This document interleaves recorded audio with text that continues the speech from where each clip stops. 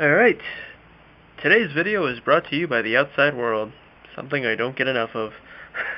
Anyway, today's review is Street Fighter 4 for the Xbox 360, and also the PlayStation 3.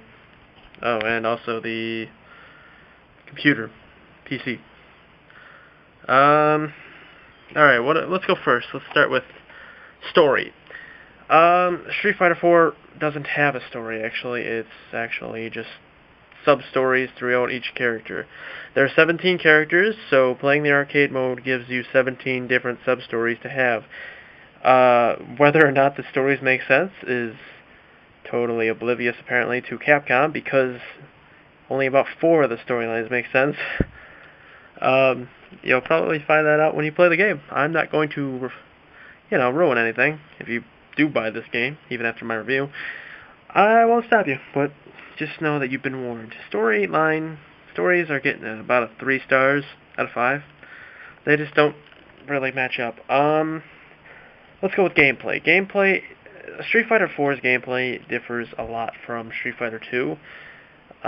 Street Fighter 2 was a lot easier to learn combos and, mash buttons. In this game, buttons seem like they don't register as well as they used to, and combos seem really hard to learn. That's probably why the game fails. Even on the easiest difficulty, I had problems winning. This is mainly due to the fact that the AI is over-intelligent, and they take way too much damage. Even on the easiest difficulty, you think the AI wouldn't use their Ultra Combo, but they do. An Ultra Combo is pretty much your strongest attack, and it's like the hardest button thing to do. Button technique, I guess you could say. Yeah, so this game fails in its gameplay mechanics, and it really falls short of what it should be, so it gets 2 stars on your gameplay. Multiplayer is an epic fail. It gets 0 stars. No matter how many multiplayer matches I play, all I get is lag, because I have to play with people from Austria and Japan and stupid crap. They don't segregate the servers, so it means you have to join people no matter where they are. Not only that, I've joined people who live right where near I am, right near where I am. Whoops, and I pretty much still lag.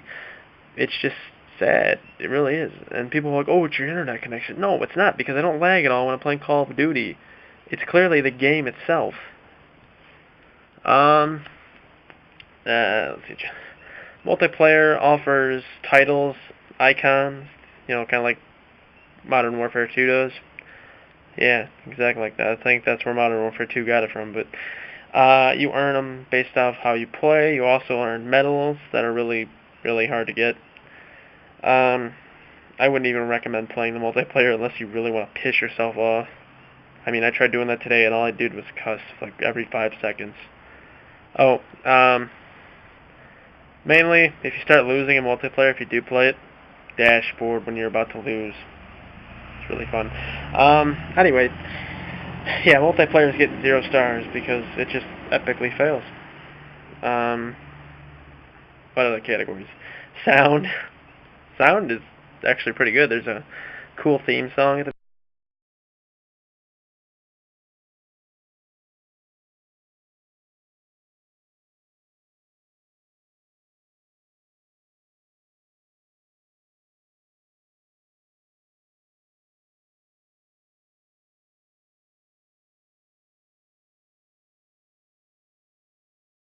out of 5 because it's not like it's bad or anything. Any other categories I could think of? Overall, the game is bad. You know what? I mean, it's playable, but it's just so freaking hard. You probably won't be able to do half the characters' combos without having an arcade stick, which is it's a controller that looks like an arcade pad, if you know what I'm talking about. Using my Xbox 360 controller is just fucking impossible because, yeah, the D-pad on the Xbox 360 controller is god-awful. And when I'm pressing down and I jump, there's something wrong with the game. Because, up is the jump button. So if I press down and I jump, there's something wrong. Clearly. Yeah, that's it. Overall, the game gets about 2.5 stars, if that. There's 17 characters in the total game, but only about 10 of them are actually good.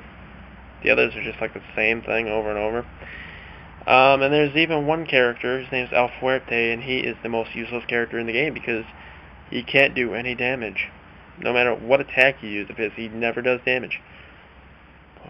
That's it.